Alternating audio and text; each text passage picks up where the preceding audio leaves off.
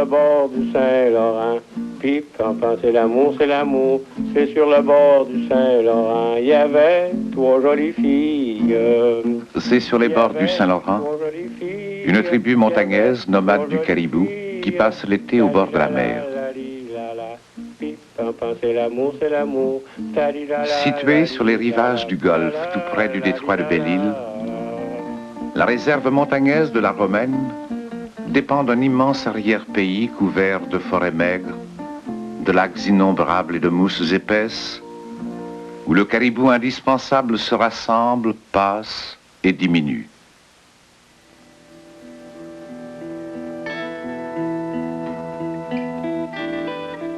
Les montagnais de la Romaine, en plus d'être catholiques pour le missionnaire, pratiquent une religion du caribou. Parce que les premières nécessités, quand elles sont grandes au point de devenir tragiques, se transforment facilement en croyances.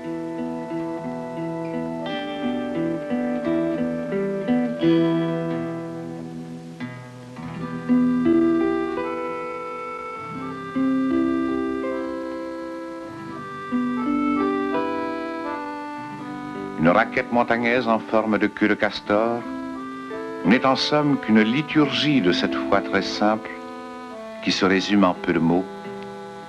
Le caribou donne le cuir à la raquette et la raquette donne le caribou aux montagnais de la Romaine.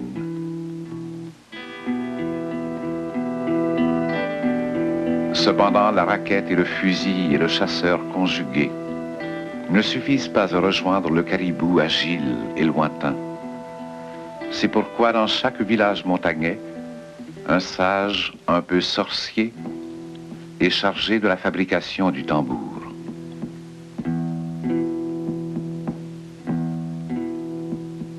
L'action de tendre sur la cage fragile et creuse ce ventre de peau pour enfermer l'oiseau des sons procure aux montagnais cet instrument des sortilèges qui assure la chasse d'un peuple chasseur.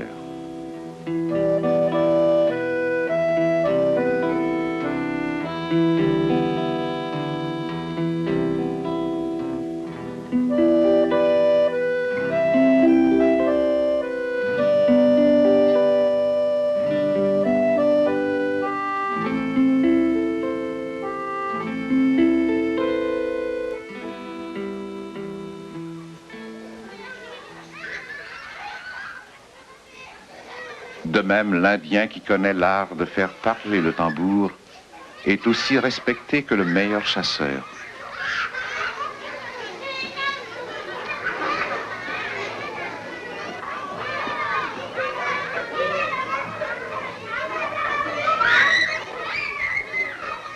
Son chant sacré qu'il est seul à connaître s'adressera au caribou pour l'attirer dans les pièges du rêve.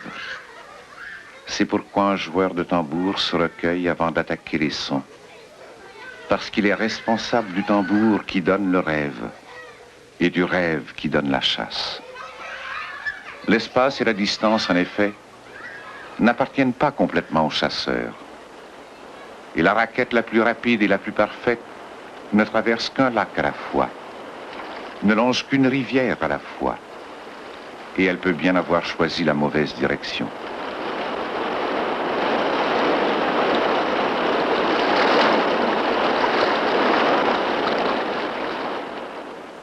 C'est pourquoi un joueur de tambour se recueille avant d'interroger les sons sur un tambour neuf.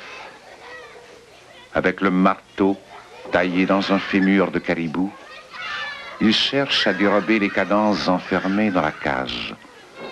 Il les rassemble en rythme, il les conjugue en évocation, il les élève jusqu'au rêve, afin de mettre le cœur et l'esprit des chasseurs sur les traces du caribou.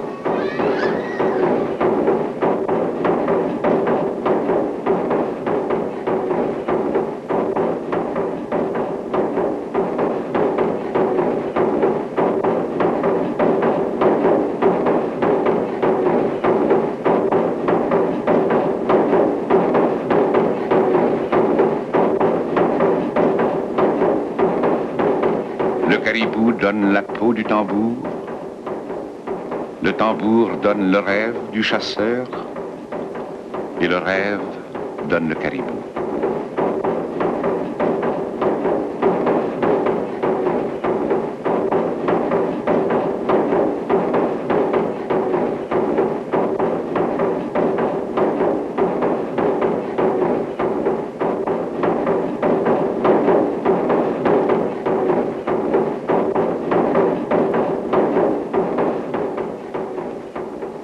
Ayant suivi un rêve dicté par le tambour, et après 5 jours de marche, ils ont rencontré le caribou sur les bords du lac Mousquaro. Alors un grand chasseur, Alexandre, au visage plus rusé qu'une trace de loup, pour enseigner aux jeunes chasseurs, aussitôt la bête abattue d'une seule balle, commence le récit.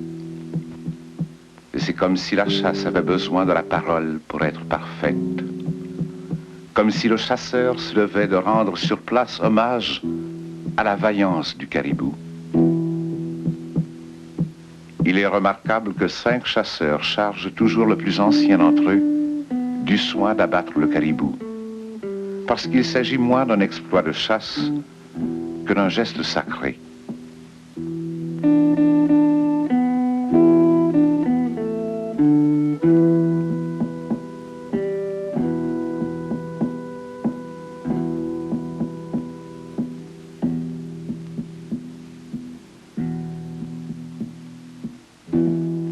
Longtemps après ces événements, Alexandre continuera le récit d'un caribou tué d'une seule balle afin d'apaiser les esprits de la bête qui se nomme Atiouk en montagnais. Le caribou, le caribou, le caribou parmi tous les animaux de la forêt, c'est certainement la meilleure viande, la plus succulente. Ils mangent le caribou pour avoir la force du caribou. Ils ont besoin de la force du caribou pour chasser le caribou.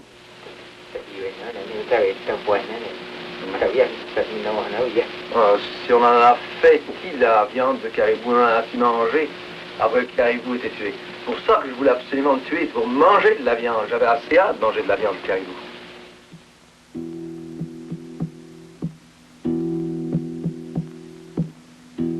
Aussi bien chaque fois que les chasseurs reviennent au village après une bonne chasse, toute la tribu se réunit autour d'un grand plat où la moelle et la graisse provenant de l'ébullition des eaux brisées ont été ensemble mises à refroidir. Tel est le makoucham.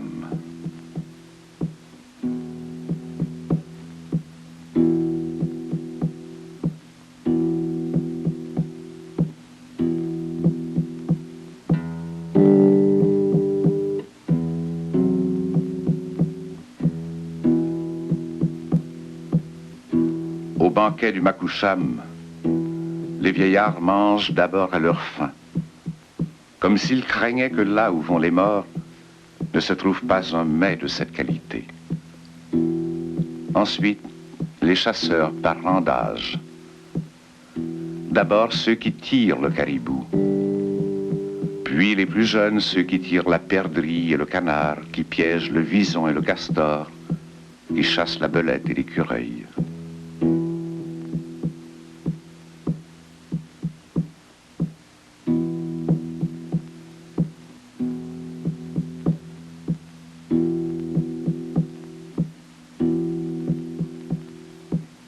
S'il en reste, les femmes viennent à leur tour, celles qui lassent les raquettes, celles qui font les mocassins. Ensuite viennent les enfants qui attendent du caribou la survivance d'une tribu de chasseurs montagnais.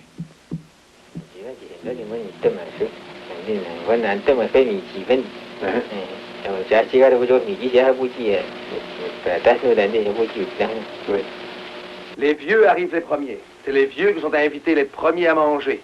Eux, les vieux, parce qu'ils doivent manger du caribou. Ils n'ont plus pour longtemps à profiter sur la terre du caribou à manger. On les sert les premiers, puis eux, quand ils étaient jeunes, ils chassaient le caribou. Ils nourrissaient les jeunes. Maintenant, c'est à leur tour d'être nourris par les jeunes.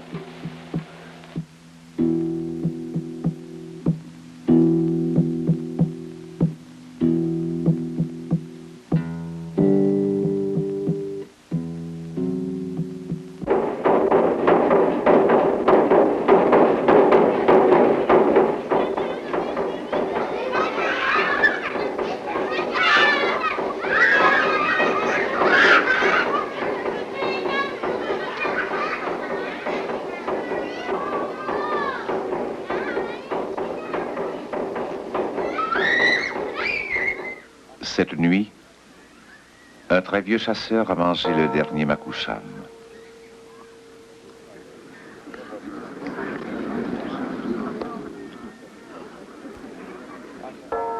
Il connaissait le canot et les rivières, les lacs et les tourbières. Autrefois, il fut à son tour celui qui ouvre la marche. Et il n'était pas fatigué, ni ne ralentissait le pas. Longtemps, il fut à son tour celui qui chasse avec sagesse. Et à la halte du soir, qui repart avant même de se reposer, pour revenir une heure plus tard, une perdrix dans son sac, ou un porc-épic sur son dos. Ensuite, il fut à son tour celui qui rabat le caribou. Et après avoir traversé 10 lacs, il n'est pas encore fatigué, parce qu'un jour n'est pas assez long pour dépenser la force d'un Indien.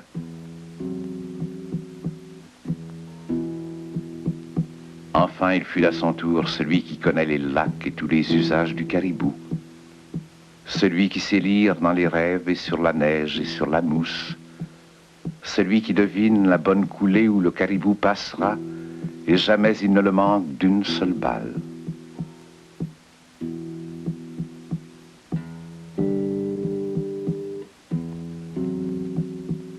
Un jour, il entreprit de vieillir à son tour. Ses membres se sont retournés contre lui. Il s'est accroupi. Il n'a plus beaucoup parlé. Il a beaucoup rêvé, jusqu'à ce qu'il suive son rêve là où les autres ne peuvent pas l'accompagner.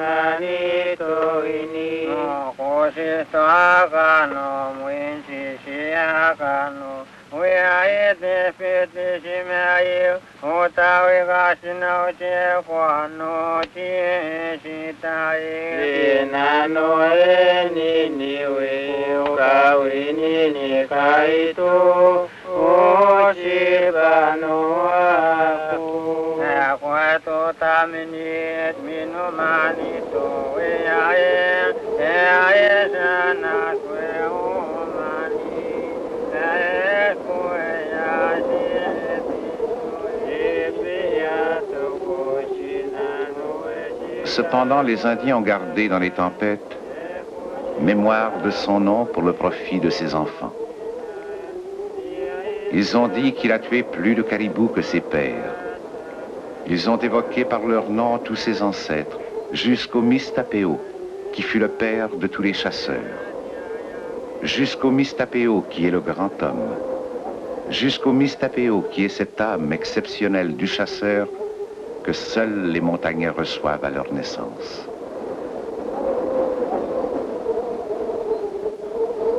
Alors ils ont raconté qu'il a mangé le dernier Makoucham et rendu à ses fils le Mistapéo. Et ils ont parlé de la mort du chasseur jusqu'à ce que la tempête apaisée leur rende les sentiers où ils dépenseront lentement toute une vie montagnaise.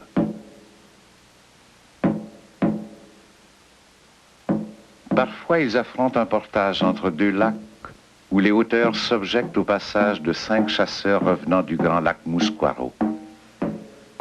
Alors, à 4 pattes dans la neige folle, à plein collier, à pleines dents, le traîneau chargé de caribous, ils accomplissent les récits qui tourmentent les tempêtes. Ils survivent le Mistapéo qu'ils tiennent de leur race.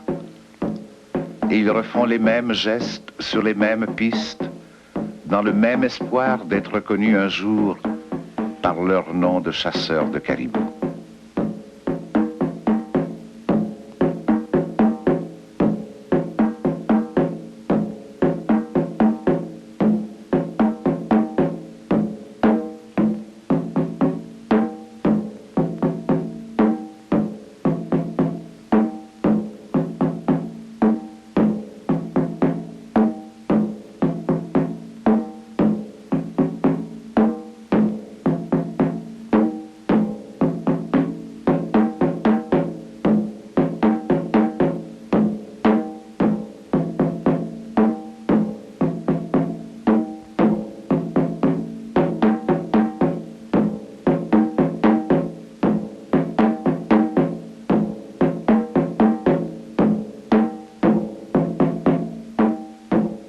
Ces hommes en secret peuvent accomplir certains exploits surhumains. Ne disent-ils pas qu'un Indien n'est jamais fatigué? Ce qui signifie qu'il continue à marcher, même si la fatigue l'envahit, parce qu'il doit avoir la force d'aller un peu plus loin, un peu plus vite, s'il veut atteindre le caribou.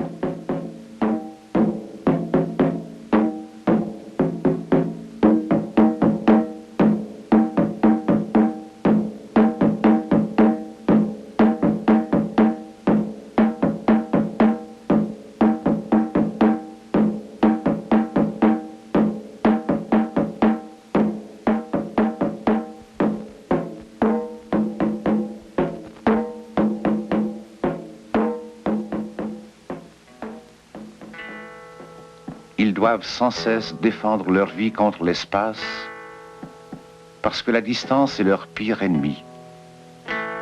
Et par l'acte du campement, ils affirment leur puissance sur cet espace qui est aussi leur demeure.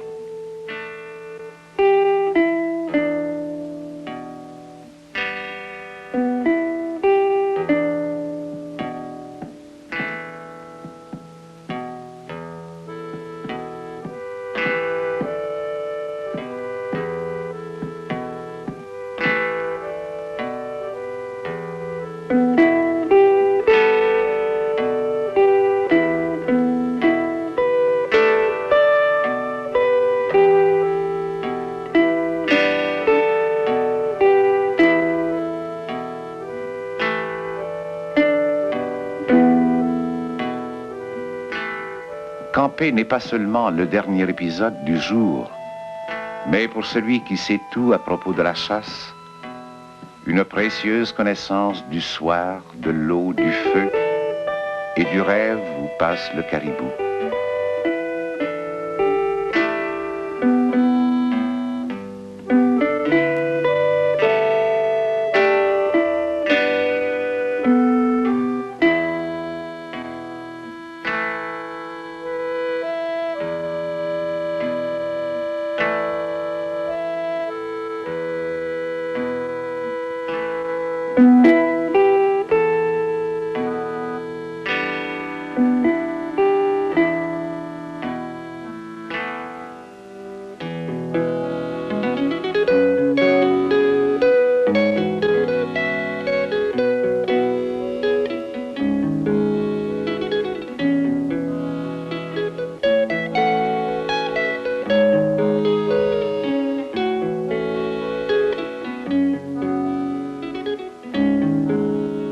En moins de 30 minutes, ils établissent un campement parfait, comportant tout le nécessaire, évitant le superflu, sans compter une belle brassée de branches de sapin pour faire un lit moelleux à leur rêve de chasseurs, puisque selon eux, toute la chasse s'accomplit d'abord en rêve.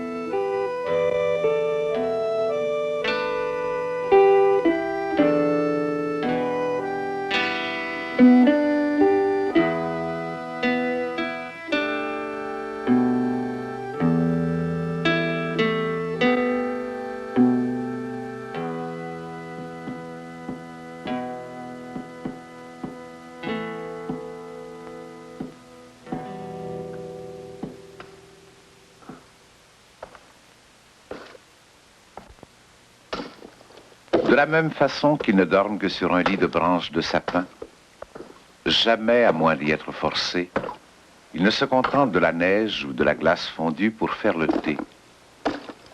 Alors chaque soir, il faut trouver l'eau et presque creuser un puits dans la glace. Celui qui est chargé de ce travail prend tout le temps qu'il faut aux autres pour compléter le campement, et même il a besoin qu'on vienne à son aide. 2 pieds de neige enlevés, 4 pieds de glace à creuser chaque midi et chaque soir pour trouver l'eau et que le thé soit bon.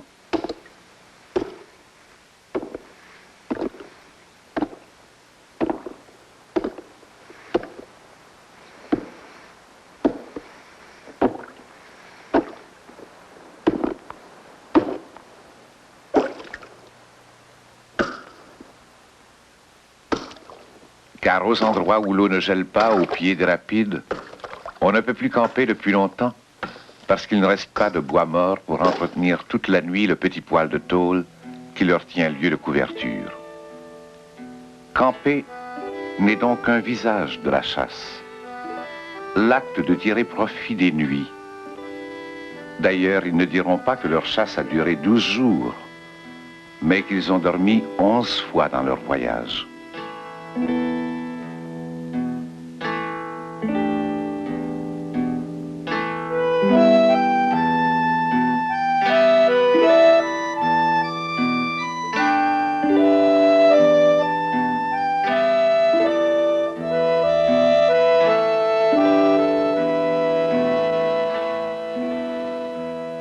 Camper, c'est l'étape, la forme d'une journée, la distance parcourue, mesurée, l'endroit d'un prochain départ. Mais c'est aussi parfois une bonne adresse. Un lac Mousquaro pour le caribou, une rivière olomane pour le porc-épic, une savane pour la perdrix blanche, des sapinages pour la perdrix grise, ou une rivière Ouachikoutée pour la truite.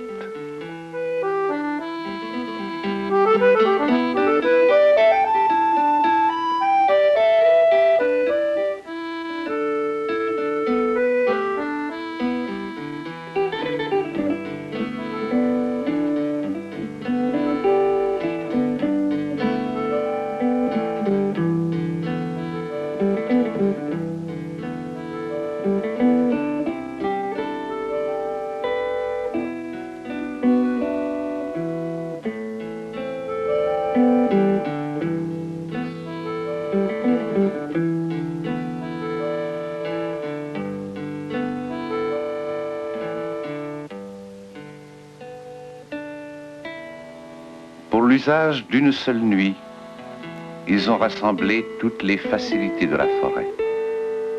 S'ils passent un mois au même endroit, ils n'en font pas davantage.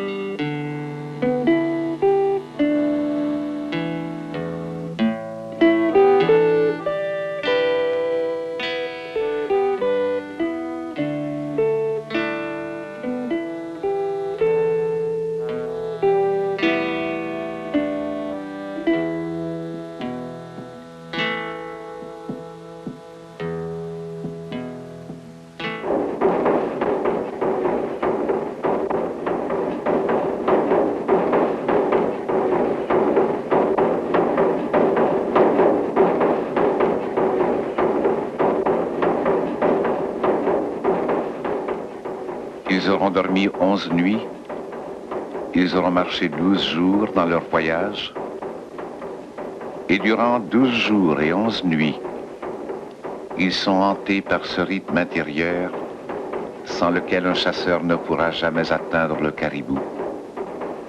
C'est pourquoi la raquette obéit au tambour.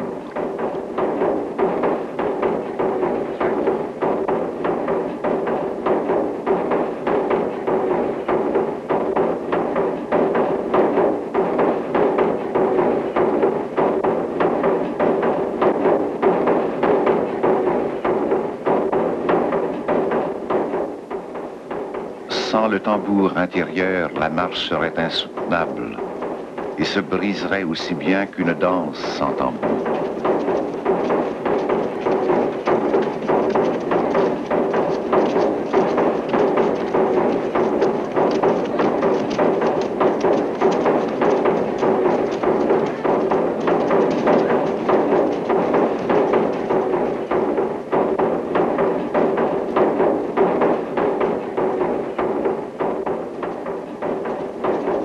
Toutes les paroles du tambour expriment les cadences infaillibles qui sont les battements d'un cœur puissant et secret et cherchent à les enseigner à un peuple par l'exploit de la danse, qui est une chasse symbolique. Le tambour exprime tous les mystères de la chasse et en racontant les exploits anciens s'efforce par l'exemple à prévenir les chasses à venir.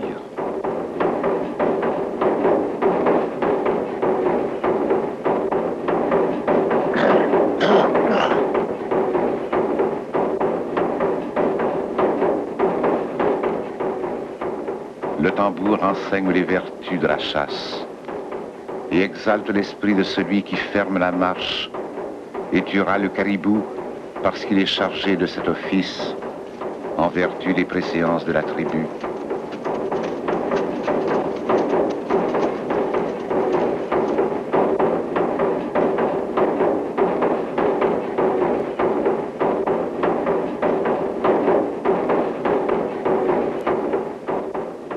Le tambour dit combien de nuits il a fallu pour rapporter jusqu'aux maisons les viandes sacrées qui donnent aux marcheurs la force du caribou.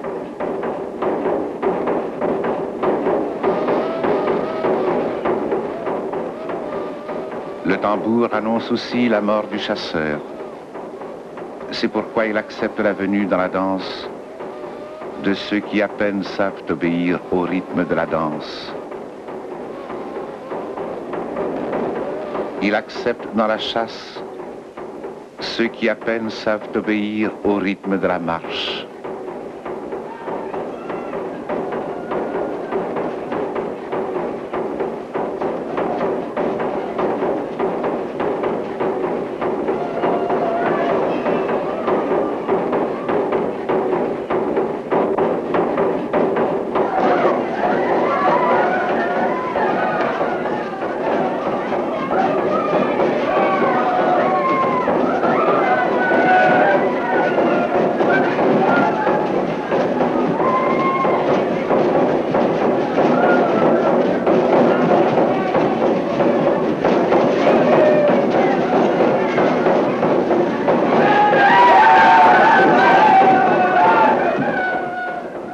Le tambour impose par la danse à tout un village et aux enfants d'un village les leçons de la chasse. Car la danse n'est en vérité qu'une façon de jouer les chasses passées, une façon de déjouer les chasses à venir. Et toutes les paroles du tambour sont des invocations au caribou et des enseignements subtils qui maintiennent une tribu dans ses limites et ses puissances sur l'espace.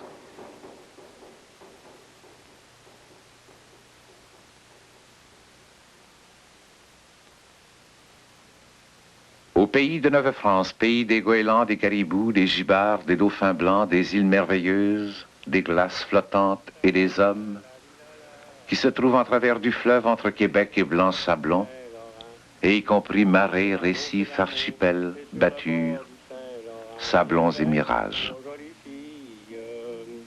Il y avait trois jolies filles, il y avait trois jolies filles, tarilala, pip, pam, pam, c'est l'amour, tarilala, talalala.